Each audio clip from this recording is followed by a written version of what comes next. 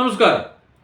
10-20 വയസ്സ് മാത്രം പ്രായമുള്ള സമയത്ത് പാർട്ടിയുടെ ശേഷിച്ച് CPM-ന്റെ ഏതെങ്കിലും താഴെ ഘടകത്തിൽ ഒരു അംഗമായി പ്രവർത്തിക്കുന്ന ഒരു വ്യക്തി 45-50 വയസ്സാകുന്നതിന് മുമ്പ് മൾട്ടി മില്യണറായി മാറുന്നു. അതെങ്ങനെയാണ്? ഇത്രയധികം സാമ്പത്തികം ഉണ്ടാക്കുന്നത് എങ്ങനെയാണ്? പിണറായി ഇത്രയും അതിസമ്പന്നനായി മാറിയത് എങ്ങനെയെന്ന് പാണ്ഡ്യാല ഷാജി വിശദീകരിക്കുന്നു. SFIO എന്ന് പറയുന്ന ഈ ഓർഗനൈസ്ഡ് ഫോം ഈ സാധനം കണ്ടുപിടിച്ചു എന്ന് വിചാരിക്കുക. ഈ സാധനം ശരിയാണെന്ന് കണ്ടുപിടിച്ചു എന്ന് പറഞ്ഞു കഴിഞ്ഞാൽ ഇയാളെ ന്യായീകരിക്കാൻ പുറപ്പെട്ടിരിക്കുന്ന പോളിറ്റ് ബ്യൂറോ, ഇയാളെ ന്യായീകരിക്കാൻ പുറപ്പെട്ടിരിക്കുന്ന സെൻട്രൽ കമ്മിറ്റി, ഇയാളെ ന്യായീകരിക്കാൻ പുറപ്പെട്ടിരിക്കുന്ന ഇവിടുത്തെ സംസ്ഥാന സെക്രട്ടേറിയറ്റ്, ഇയാളെ ന്യായീകരിക്കാൻ വന്നിരിക്കുന്ന ഇവിടുത്തെ സംസ്ഥാന കമ്മിറ്റിയും ഇവിടെ ഉണ്ടാക്കുന്ന 14 ജില്ലാ കമ്മിറ്റികളും അതിന്റെ കീഴിൽ വഹിക്കുന്ന ഏരിയ കമ്മിറ്റി, ലോക്കൽ കമ്മിറ്റികൾ, ഇവരെ മുഴുവൻ ഇയാൾ പറ്റിക്കല്ലേ ഇത്. 10 നയ പൈസയുടെ പണി ഇയാൾ എടുത്തിട്ടില്ല. എല്ലാം ഇങ്ങനെ ആരാന്റെ അടുത്ത് വാങ്ങിയിരിക്കുന്ന പൈസ പാർട്ടിന്റെ ആളായി നിന്നുകൊണ്ട് പിന്നെ ഷർട്ടും കൊണ്ടും വാങ്ങിച്ചു കൊടുക്കുന്ന ആളുകളാണ്. കോളേജിൽ പോകാനുള്ള കാശ് കൊടുക്കുന്നത് ഇതേപോലെ തന്നെ പാർട്ടി സംഘടനാ പ്രവർത്തനത്തിന്റെ ഭാഗമായി കൊടുത്തതാണ്. എല്ലാം അങ്ങനെയാണ്. എന്താണ് വാസ്തവത്തിൽ ഇത്രയും ഒരു മൂലധനം ഉണ്ടാക്കാൻ മാത്രമുള്ള അല്ലെങ്കിൽ സമ്പാദ്യം ഉണ്ടാക്കാൻ മാത്രമുള്ള എന്ത് സോഴ്സ് ആണ് ഇയാൾക്കുള്ളത്? Where does the money come from? എവിടുന്നാണ് പണം വരുന്നത്? ഇല്ല, ഒരു ജോലി ഉണ്ടായിരുന്നു എവിടെയാന്ന് പറഞ്ഞാൽ എൻ്റെ അമ്മ പിന്നെ എന്താ പറഞ്ഞാൽ സാമാന്യം തെറ്റില്ലാത്ത വലിയ സാമ്പത്തിക ശേഷിയുള്ള ഒരാളാണ് എൻ്റെ അമ്മ. എൻ്റെ അച്ഛനും വലിയ സാമ്പത്തിക ശേഷിയും ഭൂമിയിലുള്ള ഒരാളാണ്. എൻ്റെ അച്ഛൻ എന്താന്ന് പറഞ്ഞാൽ 9 പെൺമക്കളിൽ ആകെ ഉണ്ടായിരുന്ന ഒരു ആൺതരിയാണ് എൻ്റെ അച്ഛൻ എന്ന് പറയുന്നത്. 9 പെൺമക്കളിൽ ആകെ ഉണ്ടായിരുന്ന ഒരു ആൺതരിയാണ് പാണ്ഡ്യാല ഗോപാലൻ എന്ന് പറഞ്ഞ ആൾ. ഈരൂട്ടി എന്ന് പറഞ്ഞ ആളാവട്ടെ, ഈരൂട്ടി പിന്നെ വേറൊരു ഭാഗത്ത് വരുന്ന വലിയ സാമ്പത്തിക ശേഷിയുള്ള വലിയ ലാൻഡ് ലോഡാണ് ശരിക്കും. അപ്പൊ ഈ ചീരൂട്ടിയുടെ തറവാട്ടിനകത്ത് എന്താന്ന് പറഞ്ഞാൽ ഈ പിന്നെ നെയ്ത്തില്ലേ, പഴയ മഗ്ഗം ഉപയോഗിച്ചുള്ള നെയ്ത്ത് കണ്ടിട്ടുണ്ട് നിങ്ങളത്?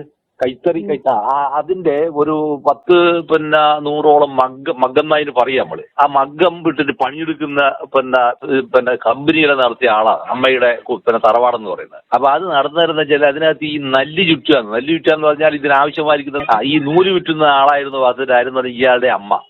ഇവൻ ഗതി പിടിക്കാതായതിനു ശേഷം ഇവന്റെ അമ്മയെ സഹായിക്കാൻ ആര് വെട്ടുന്നത് പറഞ്ഞാൽ ഇവനാടെ വന്നിട്ട് ഈ അവന്റെ അമ്മയുടെ കപ്പലിക്കകത്ത് അമ്മ പറയും നല്ലി ചുറ്റലെന്ന്. നൂല് ചുറ്റൽ നമ്മൾ നല്ല ഭാഷ.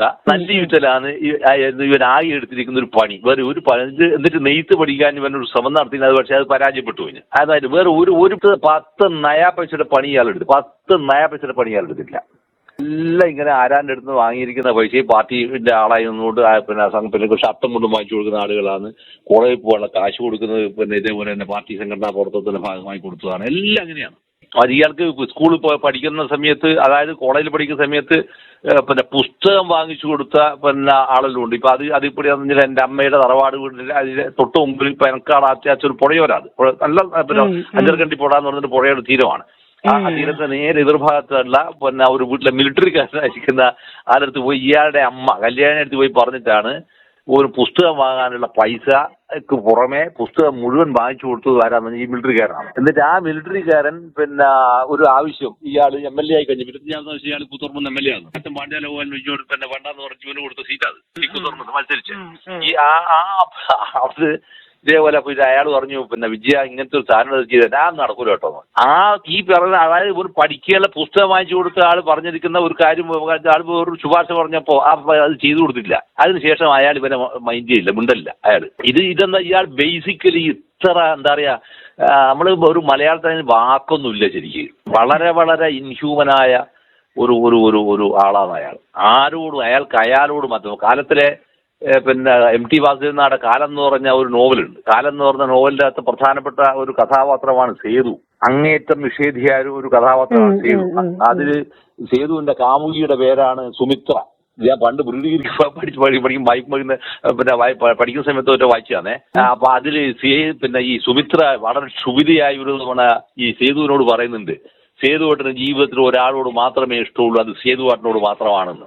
ഞാൻ എപ്പോഴും ഈ പറയുന്ന ഇയാളെ വർത്താനം പറഞ്ഞാൽ ഞാൻ ആലോചിക്കാതെ മാത്രമാണ് ശരിക്കും. അത് MT വാസുദേവൻ നായർ എഴുതിയ സാധനം ആപ്റ്റായിരിക്കുന്ന ഒരാളാരെന്ന് പറഞ്ഞാൽ ഈ പറയുന്ന കക്ഷിയാണ്. മറ്റ് നാലുകെട്ടിലെ നാലുകെട്ടിലെ അപ്പുണ്ണി കുറെ കൂടി പ്രോഗ്രസീവാണ്. പക്ഷെ ഈ കാലത്തിലെ സേതു പ്രോഗ്രസീവ് അല്ല. അയാള് ഭയങ്കര ഡിസ്ട്രക്റ്റീവ് മൈൻഡുള്ള ഒരാളാണ് ശരിക്കും. ഇങ്ങനെയെല്ലാം വരുന്ന രോഗാതുരമായ ഒരു സംഭവത്തിന്റെ ആളാണ്.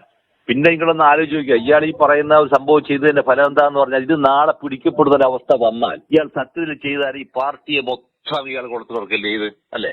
രണ്ടാമത്തെ വിഷയം, ഇത് ഇത്തരം ഒരു സംഭവത്തിനെതിരെ ഏറ്റവും ഷാർപ്പായി പറയാൻ ചരിത്രപരമായി ബാധ്യതയും ഉത്തരവാദിത്വം ഉണ്ടായിരുന്ന ഒരു പാർട്ടിയാണല്ലോ ഇടതുമുന്നണിക്കകത്ത് CPI. അവര് വാസ്തവത്തിൽ അവരെന്താണ് ഇനി പബ്ലിക്കിനോട് പറയുക? എന്താണ് അവർ പിന്നെ പബ്ലിക്കിനോട് പറയുക? ഇതേ സമയത്ത് തന്നെ UDF എന്ന് പറയുന്ന സംവിധാനം, UDFകാർ ഇപ്പൊ പറയേണ്ടതില്ല, നിരന്തരമായ സമരം നടത്താൻ ഇയാൾ രാജിവെക്കണമെന്ന് ആവശ്യപ്പെട്ടുള്ള സമരം നടത്തുന്ന സമയം കഴിഞ്ഞത്. ശരിക്കും UDFകാർ ഒരക്ഷരം ഈ പ്രതിപക്ഷ നേതാവ് എന്ന് പറഞ്ഞാൽ നിയമസഭയുടെ അകത്ത് ഇങ്ങനെ വെറുതെ വിടുവായത്വം പറഞ്ഞിട്ട് ബടായും വിട്ടിട്ട് പിന്നെ ഷർട്ടിന്റെ കോളറിന്റെ കൂടെ ഒരിക്കലും വേർപ്പ് പോലും തട്ടാണ്ട് അതൊന്നുമല്ല പ്രതിപക്ഷ രാഷ്ട്രീയ പാർട്ടി നേതാവിന്റെ പുറത്തുനിന്ന് പറഞ്ഞ സാധനം ഒന്നുമല്ല. അങ്ങനത്തെ ഒരു സംഭവം VD സതീശൻ ചെയ്യുന്നില്ലല്ലോ.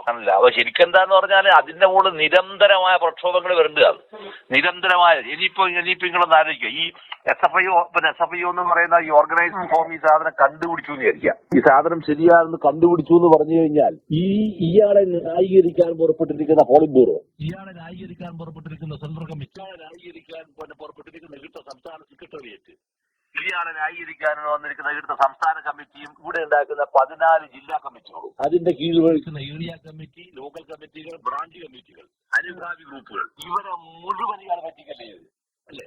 അപ്പൊ എന്ത് പറയുന്നത് അത്ര ഗൗരവതരമായിരിക്കുന്ന ഒരു സംഭവമായിട്ട് മാറുകയാണ് ചെയ്തത്. ശരിക്കും അത്തരത്തിൽ ഇയാൾ ചെയ്തത് പാർട്ടിയെ ഇയാൾ സമ്പൂർണ്ണമായി ഇയാൾ കുരുക്കിലാക്കി, DYFI കുരുക്കിലാക്കി, SFI കുരുക്കിലാക്കി, മഹിളാ ഫെഡറേഷൻ കുരുക്കിലാക്കി, NGO സംഘടനകളെ സർവ്വതിനെയും നശിപ്പിച്ചു.